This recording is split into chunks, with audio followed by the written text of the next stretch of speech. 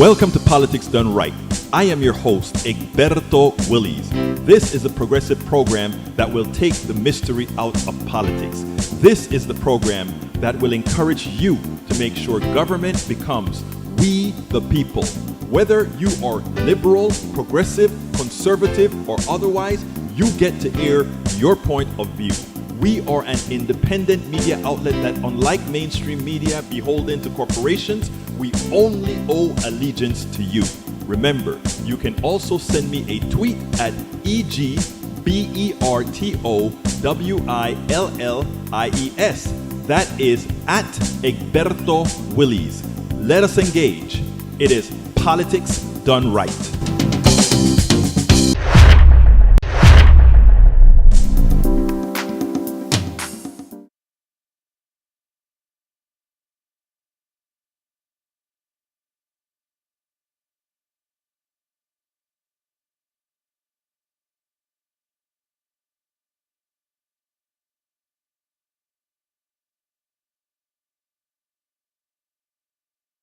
Going. All right, there we go. There we go. Welcome to one more edition of Politics Done Right. I'm Egberto Willies, your host. I don't know what happened there. Somehow we had some issue with the sound. How are my peeps doing today? I trust that everybody's doing okay. Man, I tell you, I was just under the gun trying to get the last piece of video processed because I really wanted to point out something that Clinton said last night. I'm going to hold off for when more people come into the fold, but it's a doozy that he said last night. And it was actually fact checked and fact checked and fact checked, and it turned out to be true. Anyway, let me load up the videos because, like I said, I'm like sort of behind on getting these videos together. It was one of those crazy times where there is so much to do with all that's happening here. Where is Duncan's video? Let's see. Ray is on. Ray is on. Let me see. All right, Ray. Hold on, Ray. Don't speak yet. Let me get you to the right speaker system. Let's get it right. Let's get it right. Let's see, where do we go from here? Bear with me. Okay, Ray, talk to me. Oh, Yeah, brother Egberto. I know you got some videos, so oh no, I'm no, no, not no, no. gonna I go am there. I know no, it's no. gonna be Please, good. you are helping me out here because I have to get these videos loaded. Because guess what? Like I said, I just got through cutting some of them. So you know how that goes. It's sort of a problem. So anyway, what's going on, my friend? Oh no, man. I just been watching the convention. I'm not gonna lie. I'm not gonna spoil anything because I know you got some videos. I will just say, I feel the energy. I feel the positivity. As a former, you know, dedicated WWE fan. I Uh-huh. feel that WrestleMania type of energy in the building whenever I see them. It's like when they enter the building, the crowd explodes, and I know on the other side, you know, the Trump and the MAGA Knights, they're seething.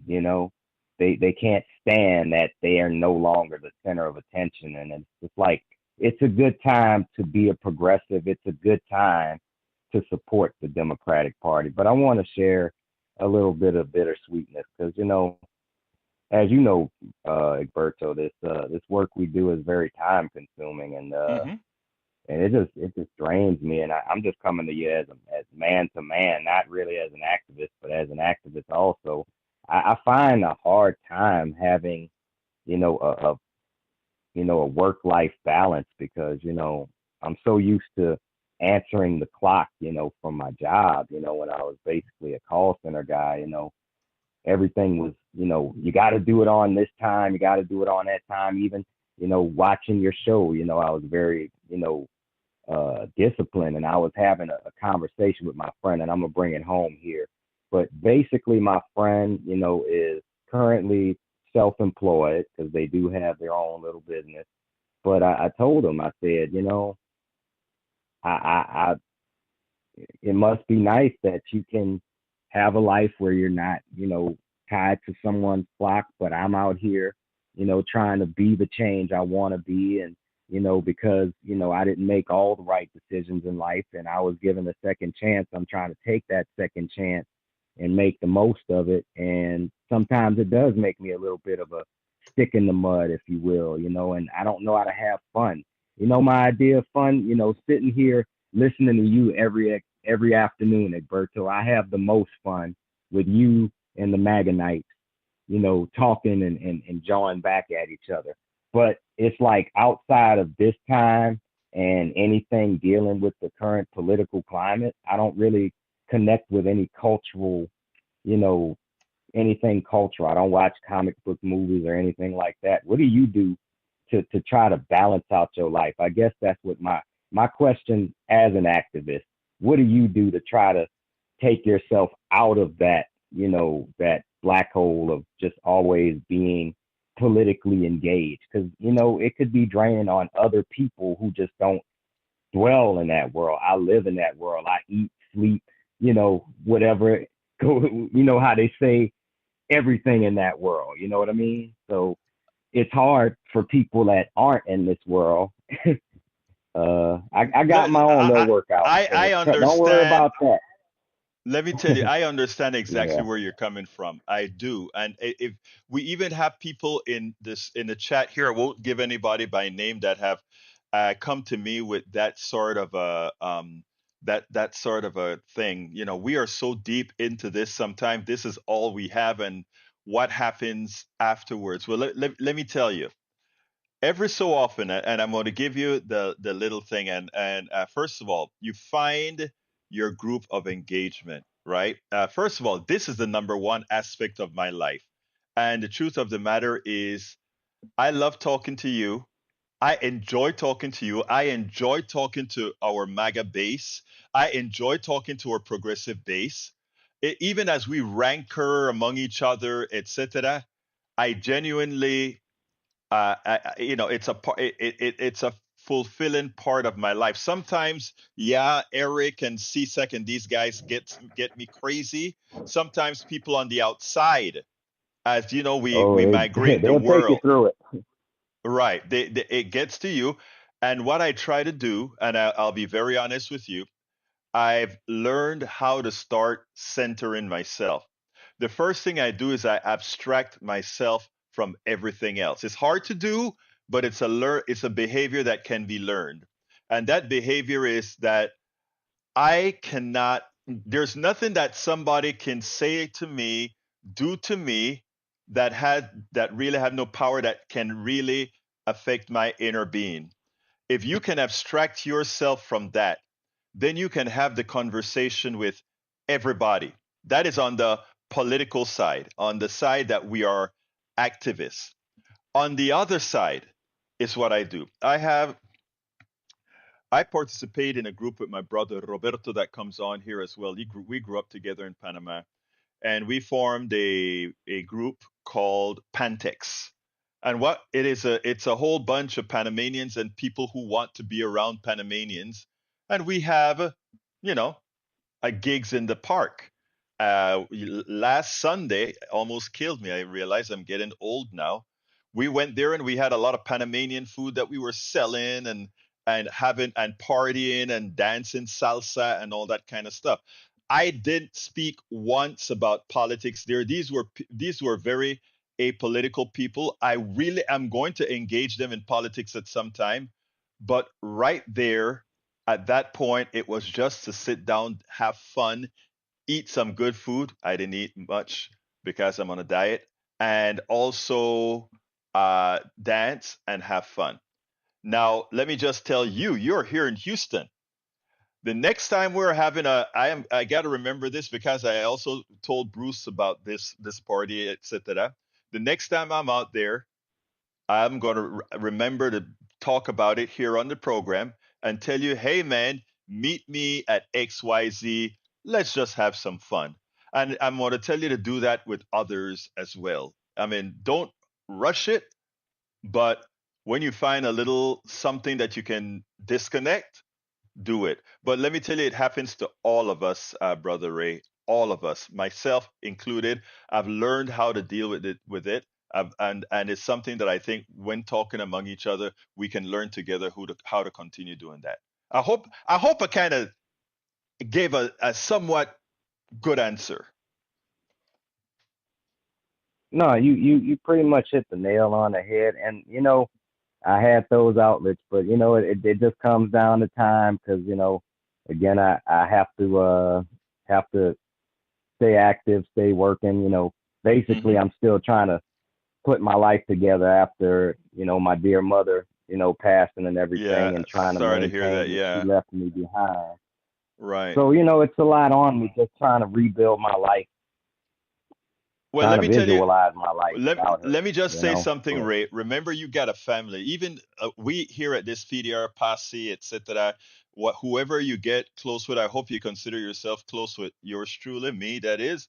But remember that you have, we all, the one thing that I think has always been missing in America is community. I live in a neighborhood where I have a neighbor on the left and the right, and I initially used to wave, etc., but there was no desire in having that community. When we just moved here about 20 something years ago, we pass cakes among each other and food among each other. That's all gone. It's especially more prevalent in this Trump era. We can actually bring that back slowly. And where we actually, because we are social beings and we want to be around people. So eventually we work on that slowly, but we can make it that we're around the people you know, that want to be around other people. And I'm telling you from the heart, next time we have something or whatever that we're doing one of these functions, I hope you'll feel included and come in along with us as well. yeah, Egberto, man, I miss when I used to see you out in public. I remember last time I saw you, you had a big thing of plantains, but it's been so Yes. long, man. Yes, you I'd give you remember a big that. hug if I saw you right now. I Man, remember that. Yeah, Daniel was yeah. there. Yeah, man. Yes. So it's been a while, but that seems like ages ago, man. And it's like maybe if I and your energy is just so positive. I didn't even know what I know about you now. I always Right. saw you with your camera out Right. on the field. Trying to get. I would think we were out there. Doing the protest against Ted Cruz, which I hope this is Hmm. his last year. But Yeah. that being Well, said, I would love to link up with you at some point in the near future, and I feel like we be in so many of the same spaces without actually have meeting again, and look, I tell you I what, like to change that. the next time I'm out, the next time out near the KPFT area, because I have to go pick up some books there that some author sent me recently, I'll give you a shot and let's go get some coffee or something. All right? Yeah, bro, that sounds like a bet. That sounds Thank like you, a bet. I brother. know you got some videos, so Yes, and I I need appreciate you listening. absolutely. I mean, like I said, that is what we are here for, man. We are a team, all of us. Anyway, thank you, my brother. Thank you. Stay cool. All right. All right, folks, we are here at not KPFT. This is politics. That I was going to say KPFT. Sometimes I forget where the hell I am. Anyway, folks, welcome aboard. Melanie Keelan from Barcelona, Spain is in the house. E2247. Love you, E2247. I don't see if you have our Israel numbers out today yet. I'll be scrolling up to find out. Bridge MCP from Binghamton, New York. Thank you for being here, Bridge MCP. Michael Rutnin from Brooklyn, New York is in the house. We got Yvette Avery Herod from Atlanta, Georgia in the house. Steigen Bergen Creek, I got it, is in the house as well. Eric Hayes from King with a Tascasita is here. We also have in the house, and if I miss you guys, you know it's not intentional. Let's see. I'm scrolling up fast. I think I saw quite a bit more, but anyway, May Wood is in the house as well. All right. Michael says, Egberto, while I'm looking forward to more DNC convention highlights, there's a sore point that must be addressed as the Democratic Party and Kamala Harris administration failed the first test. after denial of speaker. Oh wow! Yeah, look here. It's funny because that is one of our topics. Uncommitted movement begins sitting outside. The Harris campaign said no to requests for a Palestinian speaker at the convention. Delegates pushing for a ceasefire are crushed. That means, barring any change, not a single Palestinian or Palestinian American will be given a chance to speak on the DNC stage, which is completely wrong, especially since we had that a nice Jewish family that was given an opportunity to speak. This was the smallest and most immediate achievable of uncommitted movements' demands, a matter of simple representation. Their larger goal is ceasefire and arms embargo at the end of killings of thousands of Palestinian children with American bombs were unmentioned, and nonetheless, the answer after weeks of silence was no. Let me tell you, Radnin, that is one of the topics that I was going to comment about. But more importantly, the way I was going to comment of the topic was based on this article here in the Common Dreams. And here's the article. It's actually linked in the blog, or will be linked in the blog for today's show. And that is, major union back in Harris Walls joint call for Palestinian Americans to speak at DNC. If we want peace, if we want real democracy, and if we want to win this election, the UAW said, the Democratic Party must allow a Palestinian American speaker to be heard from the DNC stage tonight. The United Auto Workers, a major union backer of the Harris Walls presidential ticket, added its voice Thursday to the growing chorus demanding that a Palestinian American be invited to address the Democratic National Convention in Chicago over Israel's U.S. backed assault on the Gaza Strip. If we want the war in Gaza to end, we can't put our heads in the sand or ignore the voices of Palestinian Americans in the Democratic Party. The UAW said on social media, if we want peace, if we want real democracy, and if we want to win this election, the Democratic Party must allow a Palestinian American speaker to be heard from the DNC stage tonight. I think Kamala needs to put her foot down. I know it's not hers personally. It's all those handlers that are doing all kinds of calculations. I think it's imperative that we have somebody, that we have Palestinians out there. We have a tendency in the Democratic Party to tell those at the low side of the pecking order, wait a minute, it's going to be okay. Just wait this time. We don't want to razzle the feathers of some. While 40,000 dead people, dead Palestinians, yes, we feel the pain of the 1,200 dead Israelis. But when you have settlers killing Palestinians in not even in Gaza, but in the West Bank constantly, and we have the videos. If you look at Ryan Grimm's blog on Substack, you will see the killing that is occurring in real time. There must be a way for the Palestinians to get their voices out. And if Kamala Harris knows what's good for the whole campaign, she should remember that in Michigan, right now, there's a hell of a lot of disillusioned Palestinians and supporters of Palestinians, including folks like the son of Keith Ellison, who is out there, city council person out of Minneapolis, out there as part of the team. This isn't some sort of a left wing thing. This is a humanity thing. Thank you for bringing that up, Michael Ruddin. But good minds think alike, as it's one item that I intended to cover as well. Thank you. All right, let's see what else we got here. I'm scrolling down. Uh, let's see. The Target CEO Brian Cornell slammed claims by Democratic presidential nominee Vice President Kamala on Wednesday that retailers were hurting consumers by engaging in price gouging. I don't give a damn what Cornell has to say. Brian Cornell has to say. They're thugs. Yes, they price gouged. We can put the numbers out if you'd like. He's a thug. All right, let's continue. Uh, let's continue. Let's continue. Let's continue. Let's continue with something sensible. Guys, I'm scrolling down, and bear with me that we kind of like I said, I was a bit frazzled trying to get all the stuff out in time. If I missed your story, please tell me. Egberto, you're going to talk about the DNC Gaza today? Yes, I just told you, it's pointed out what I was going to talk about. Thank you for putting that article in the link, Senor. Snippet from the Common Dreams article, despite its vocal support of the Democratic Party, the Union. That's what I just read. Yeah. Okay, let's see what else is out here.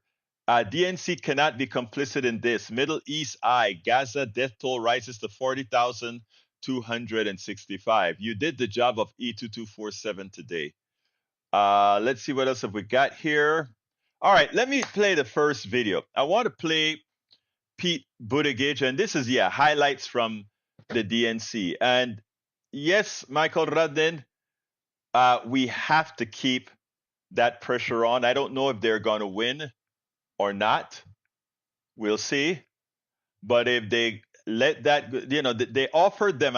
This morning I was listening to Democracy Now, and the best they offered them so far was to have a private meeting. I think again that almost sounds like what in the old days what we used to call separate but equal.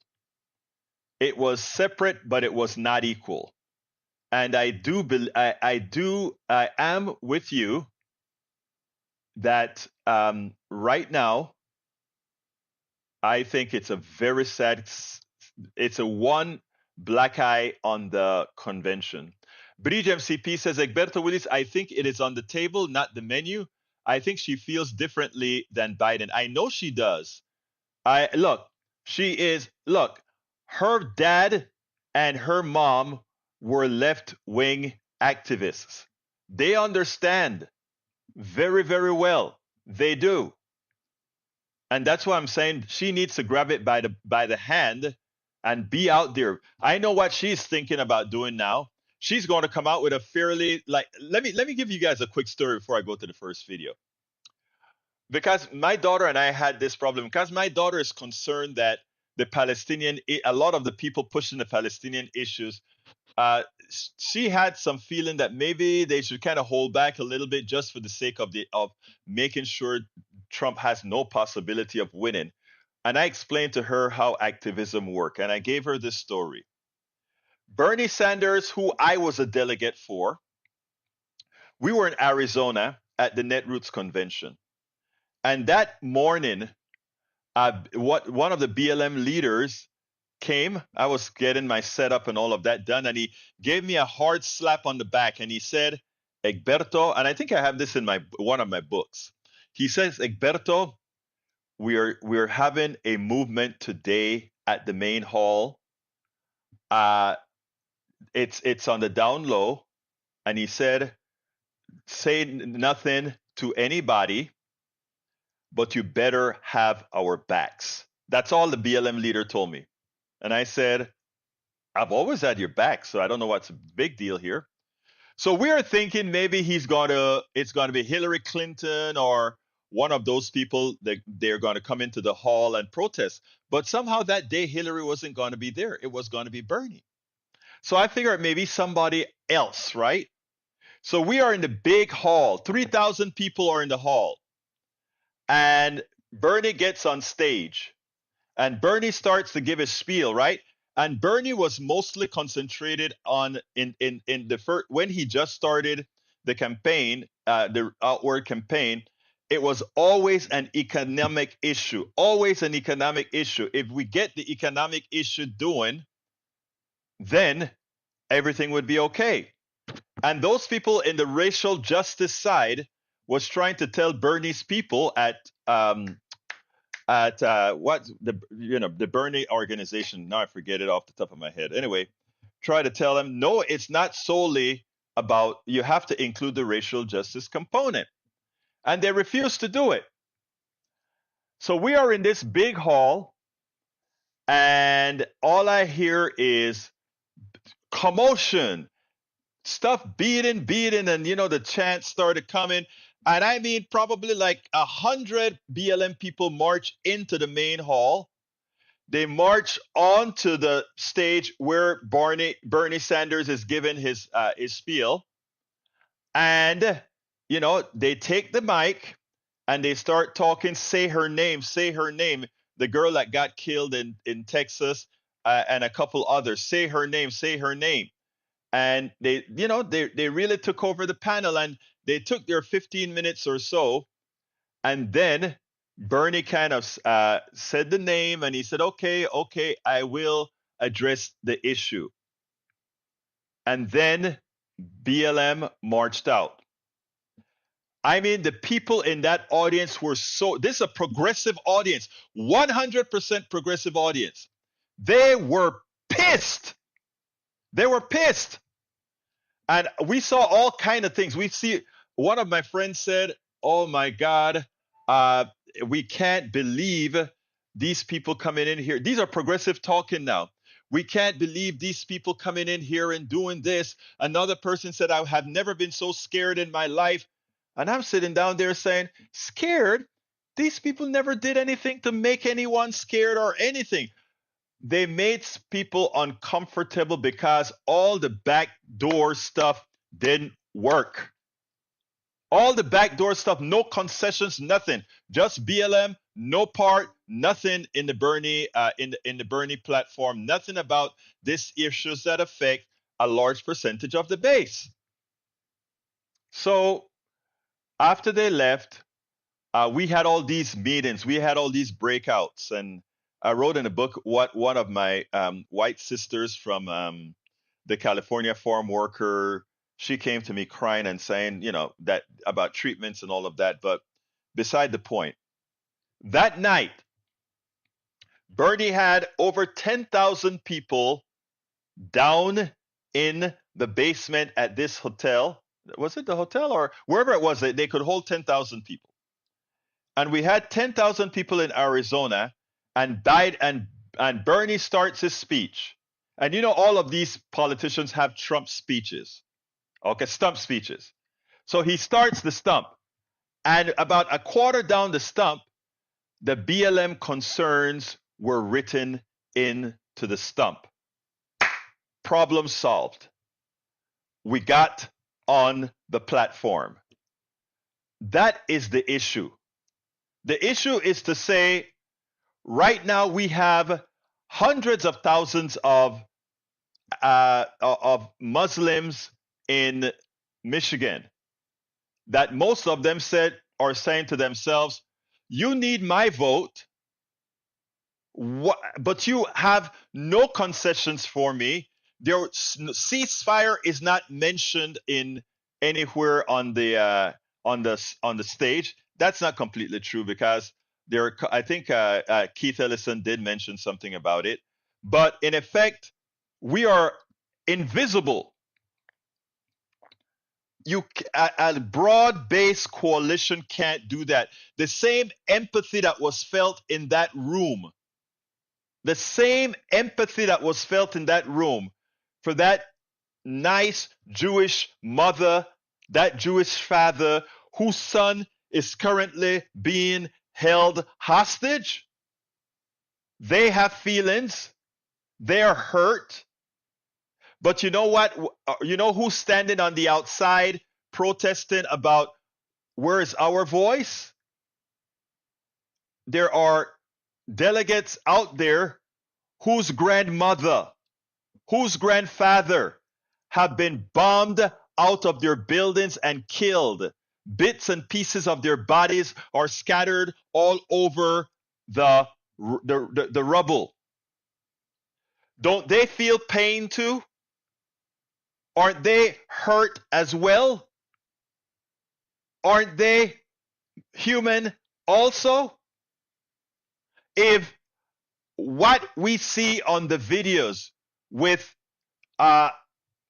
Israeli settlers just outright shooting on Palestinians, should we at least get that point of view and let America, where we have millions of Americans listening right now, should they hear that part of the story so that they are not always biased towards the IDF and Netanyahu, so that they can see, oh, there's another part to this story as well? And isn't that the place where this should be platformed in a manner that is educational and not necessarily confrontational? It is when you hold people back, it is when you deny people freedom and liberty that the activists then use other methods to get attention. And that's what I was trying to explain to my daughter today, what activism is all about. Activism isn't to make people feel badly, it's to make people feel uncomfortable until they are heard. That's why activists react. You go and these delegates were very, very nice.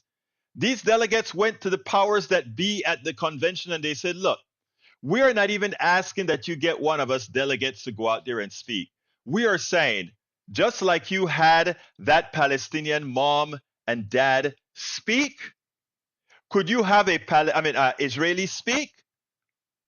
Could you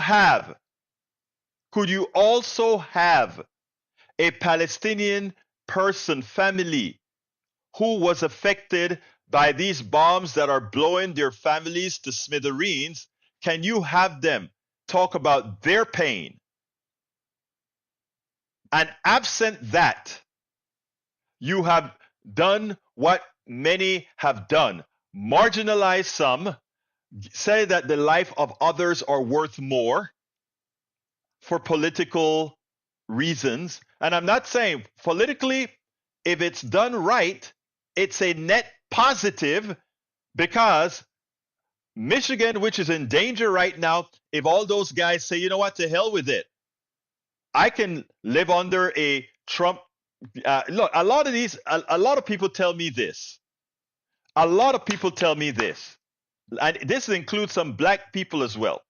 They say, you know what, black people know pain, so a little bit more ain't going to be all that bad. Muslims know pain, they know prejudice, so a little bit more isn't going to hurt. But you know who's going to hurt? The women that want the policies out there. And most of them aren't Muslims, and most of them aren't black. And that is what folks don't understand. How often are you going to constantly tell people, hold on, hold on, hold on, with nothing ever to happen? Bree says, Egberto Willis sounds like North Ireland. We spoke about injustice and they fired on us. Back on on two TV channels, made us civilians, but we kept doing it. There's answer: lock all the men up with no trial forever. They were known as the blanket prisoners because that is all they were given, hence the IRA. That's what I'm talking about, Bridge MCP. We have to be smarter. And you know what? The young people are smarter. The Democratic Party, we're going to have to wrench it away from these old farts that just don't get it. You have to support the people. Anyway, I want to play a piece that Clinton did at the thing. I don't know if I'll get to all of them, but here is the one that I want to point out that's important about how good the job system is under Democrats. Check this out. You're going to have a hard time believing this, but so help me, I triple checked it. Since the end of the Cold War in 1989, America has created about 51 million new jobs. I swear I checked this 3 times. Even I couldn't believe it. What's the score? Democrats 50, Republicans 1. If you heard that line from President Clinton last night, odds are you did the same thing I did. You Googled it to see if he was right. And he was, largely. But according to Phil Bump, the data guy at the Washington Post, there is an avalanche of caveats, including the dot-com bubble, 9/11, the Great Recession, and the COVID-19 pandemic. Still, even with that taken into account, the difference is striking. And even more so if you go back even further to the end of World War II, for example. 14 presidents, 7 from each party, the total 88 million jobs added under Democrats and 32 million under Republicans. Joining us now, the nation's national affairs correspondent, John Nichols. So, John, Republicans are the ones that get credit for the economy. How do you explain that when you see that jobs number divide? Well, I suspect it comes down to the basic reality that Democrats don't always message as well as they should. That's one of the reasons why Bill Clinton shows up at every convention. This is now, I can't even count the numbers, probably, like 14 or so or something. But he shows up at every convention, and he's the stats guy. He does this. Remember, back in 2012, he came to the convention at a point when Barack Obama was struggling a little bit politically. There were some concerns, especially on some of the economic issues. And Clinton delivered a barn burner speech in which he basically, flooded the zone with economic data, generally presented in a pretty strong way, and did such a good job that Obama referred to Clinton as the explainer in chief. I think that's what Clinton was trying to do last night. I want to give a shout out to the job that our audio guys are doing out there, the audio team, because I can hear you perfectly clear, even though there is literally a drum circle with cymbals behind you, which is amazing, John. The audio is incredible. Good on the NBC folks. To be honest, it feels very exciting. As long as I can hear you and you can hear me, we're doing fine. All right. So tell me, this divide we're seeing, you're talking about it being a messaging issue for the Democrats. Do you see that messaging? Do you see that messaging changing? Is this version of the Democratic Party, have we seen enough of it to anticipate that they're going to have a better handle on it going into the future? Sure. I think there's a couple things we've seen at this convention. For one thing, they've embraced the word union. They haven't been uncomfortable with it. And truthfully, not that many decades back or even years back, Democrats were a little bit more cautious about going all in for their union base. Not at this convention. Union members, union leaders have been front and center. Many of the speakers have talked about it. So they're sort of taking a side there. That's important. The other thing that I think is significant, if you listen to Tim Walz's speech last night, just as some people refer to Clinton as the explainer-in-chief, Walz is emerging as an explainer-in-chief. He's very, very good at boiling down some of these discussions and making them very human. I think he had one of the more remarkable lines of the convention when he said that in Minnesota, when they started their morning programs and midday programs for breakfast and lunch in the schools, Walz said, other states banished books, we banished hunger. And while that's not a Wall Street economic stat, that is getting to the heart and soul of economics, getting to the heart and soul of what government can do in people's lives. And so as Walz builds that out, maybe then blends in a little of that economic data, I think that he might prove to be a very effective campaigner for the ticket. We spend a lot of Absolutely. Now, let me put a plug for my book. See this book here? As I See It, Class Warfare, the Only Resort to Right-Wing Doom. You can get it at politicsdoneright.com/books. politicsdoneright.com/books. Or you can subscribe to my newsletter, politicsdoneright.com/newsletter, and you get to read all of my books free of charge. But look at what I have on page 43. This is the jobs per president linked out. So unlike what Mike Cisak is saying, which again, whenever he finds out that he's back in a dud, because the only Republican president of substance that had a large amount of employees was a guy named Ronald Reagan. And again, we all understand what Ronald Reagan did. Ronald Reagan spoke like he was a conservative, but he cut taxes, increased the deficit, increased military spending, and all of that. And guess what kind of economics that's called? Keynesian economics, okay? Which is what we've always said, that Keynesian economics increase jobs. So let me repeat these numbers for you. George Bush only got 3 million jobs. Bill Clinton is still to date the president that has garnered the most jobs, bar none. How many jobs was that? 23.1 million jobs under Clinton.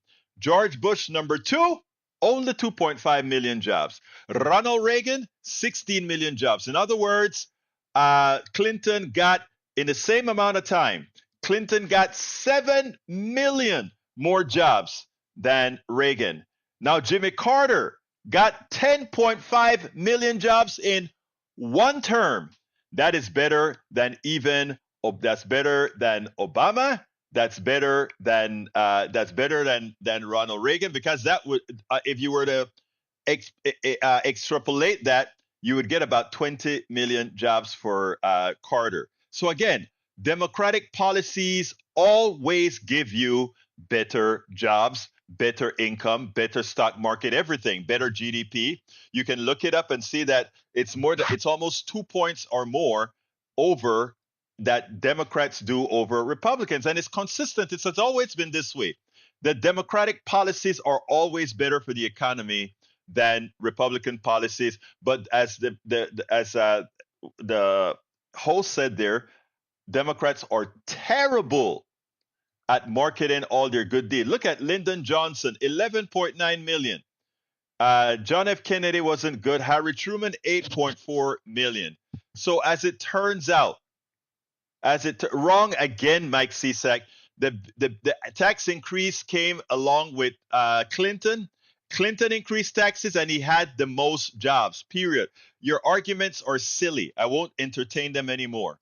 And it won't entertain stupidity on those particular issues. The numbers are here, folks. Here are the job numbers in my book, As I See It, Class Warfare, the Only Resort to Right-Wing Doom.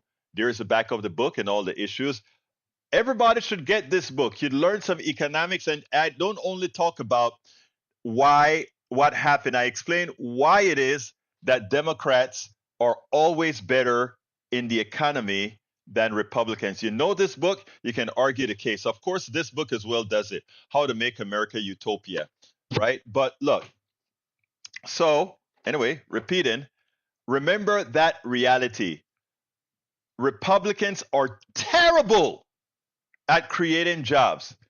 But when they try to mimic Keynesian economic policies run by Democrats, they do well. And the only president that has done that on steroids was Ronald Reagan, and he got 16 million jobs out of it. So it's important that people understand these basic concepts. Anyway, I have another thing for you. This is Geoff Duncan. Geoff Duncan didn't play last night. I want you to listen to what Geoff Duncan had to say, and then we'll take it on the other side. Greetings from the great state of Georgia. So let's get the hard part out of the way. I am a Republican. But tonight, I stand here as an American.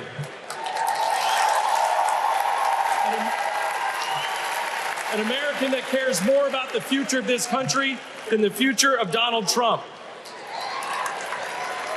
My journey started to this podium years ago when I realized Donald Trump was willing to lie, cheat, and steal to try to overturn the 2020 election.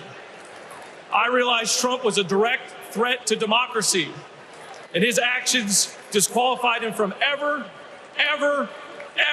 stepping foot into the Oval Office again.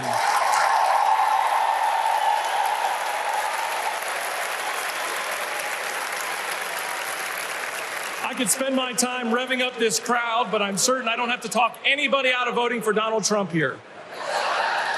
So I'm going to focus my attention on the millions of Republicans and independents that are at home that are sick and tired of making excuses for Donald Trump.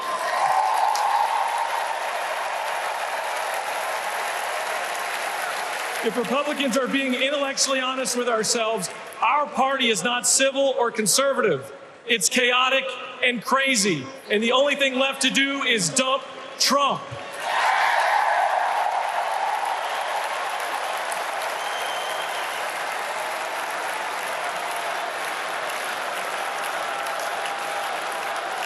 These days, our party acts more like a cult worshiping a felonious thug. Look, you don't have to agree with every policy position of Kamala Harris. I don't. But you do have to recognize her prosecutor mindset, that understands right from wrong, good from evil.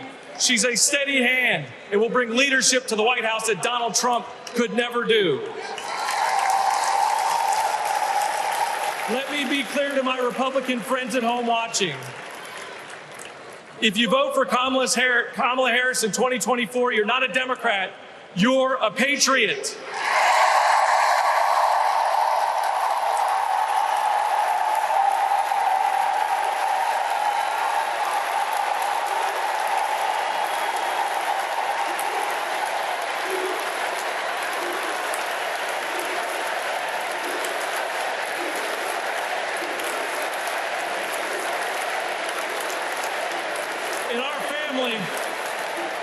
In our family, my wife Brooke and I are raising 3 boys, and we have a family motto. And it says, doing the right thing will never be the wrong thing. During 2020, during the lowest of lows, when we had armed officers outside our house protecting us from other Republicans, Donald Trump had targeted us.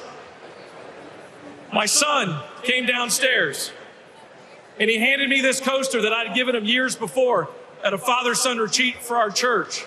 And he said, hey, Dad, doing the right thing will never be the wrong thing. Stay strong.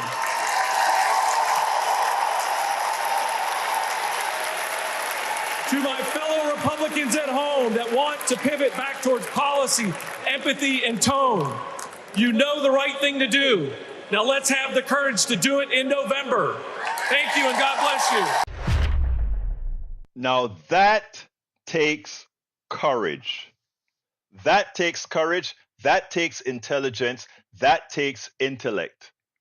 And Geoff, I have written before that he supported Kamala, but to come at the Democratic convention and say it straight out, knowing how the thugs that work for the thug that is Donald Trump and the thugs that work for Donald Trump, I mean, that is epic.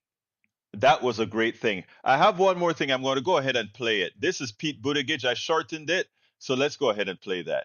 Good evening, Democrats. Thank you, Chicago. Here's a sentence I never thought I'd hear myself saying. I'm Pete Buttigieg, and you might recognize me from Fox News. I believe in going anywhere, in service of a good cause, and friends, we gather in a very good cause, electing Kamala Harris and Tim Walz, the next president and vice president of the United States. The choice could not be clearer. Donald Trump rants about law and order, as if he wasn't a convicted criminal running against a prosecutor, as if we were going to forget that crime was higher on his watch. Talks about the forgotten man, hoping we'll forget that the only economic promise that he actually kept was to cut taxes for the rich. And don't even get me started on his new running mate.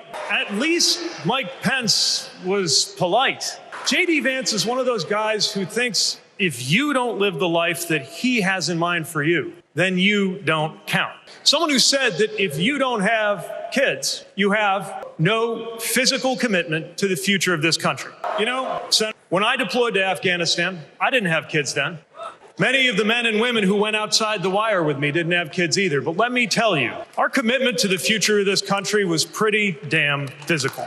Choosing a guy like J.D. Vance to be America's next vice president sends a message. And the message is that they are doubling down on negativity and grievance, committing to a concept of campaigning best summed up in one word: darkness. Darkness is what they are selling. The thing is, I just don't believe that America today is in the market for darkness. I believe America is ready for a better kind of politics. Yes, politics at its worst can be ugly, crushing, demeaning, but it doesn't have to be. At its best, politics can be empowering, uplifting. It can even be a kind of soulcraft. My faith teaches me that the world isn't made up of good people and bad people, but rather that each of us is capable of good and bad things. And I believe leaders matter because of what they bring out in each of us, the good or the bad. Right now, the other side is appealing to what is smallest within you.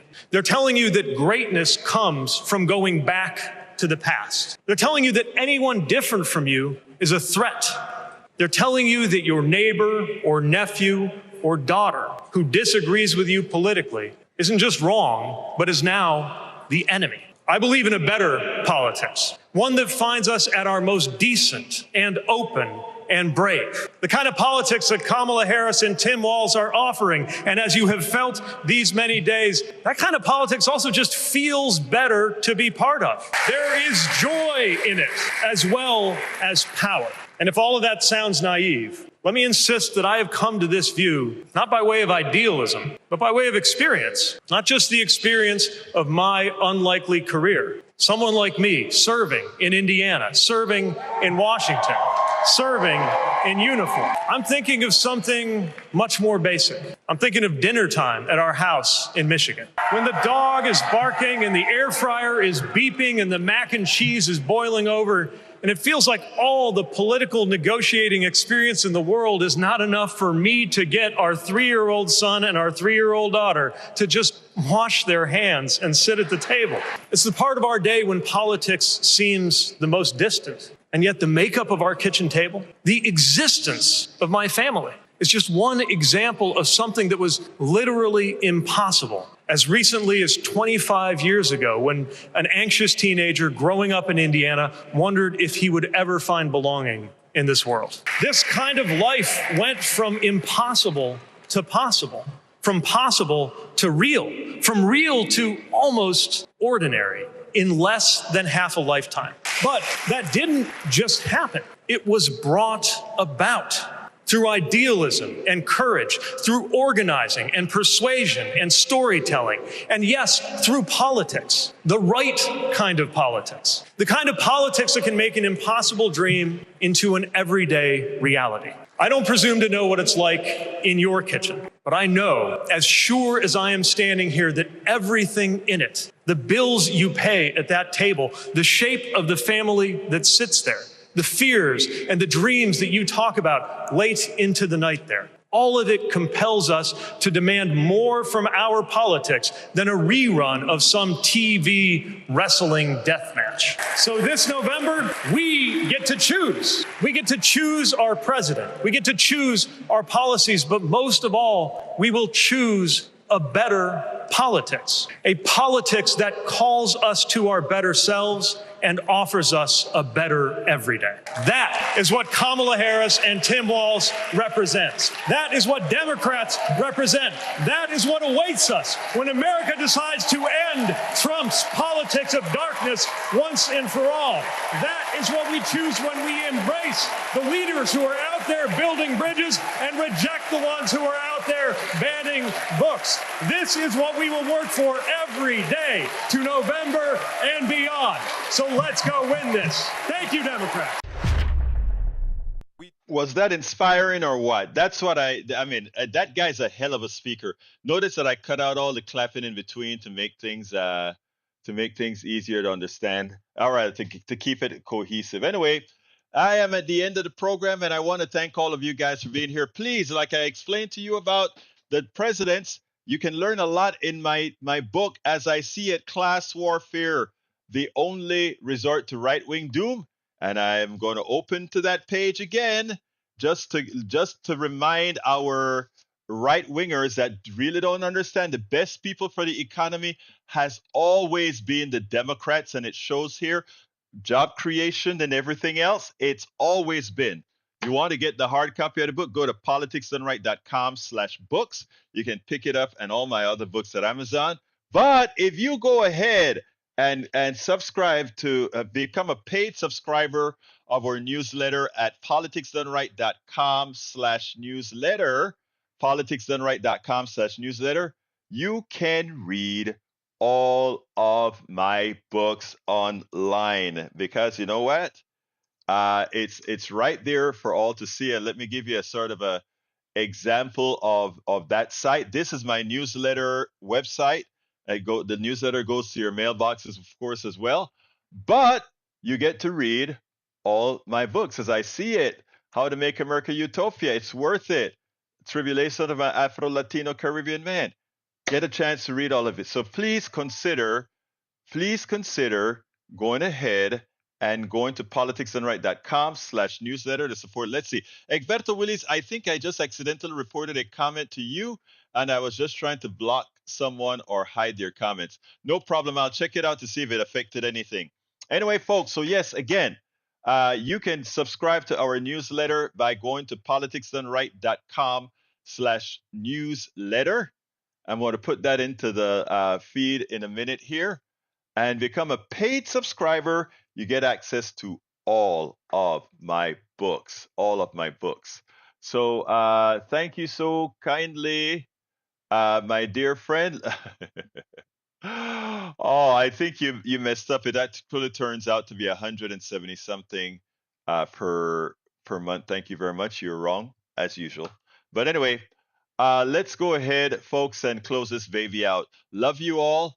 My name is Egberto Willies. This is Politics Done Right, and you guys know how I end this baby. I am what? Out.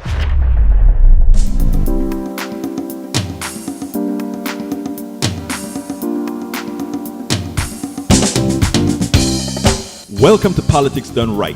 I am your host, Egberto Willies. This is a progressive program that will take the mystery out of politics. This is the program that will encourage you to make sure government becomes we the people.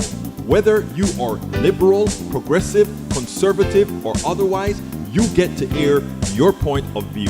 We are an independent media outlet that, unlike mainstream media beholden to corporations, we only owe allegiance to you. Remember, you can also send me a tweet at EGBERTOWILLIES. That is at Egberto Willies. Let us engage. It is Politics Done Right.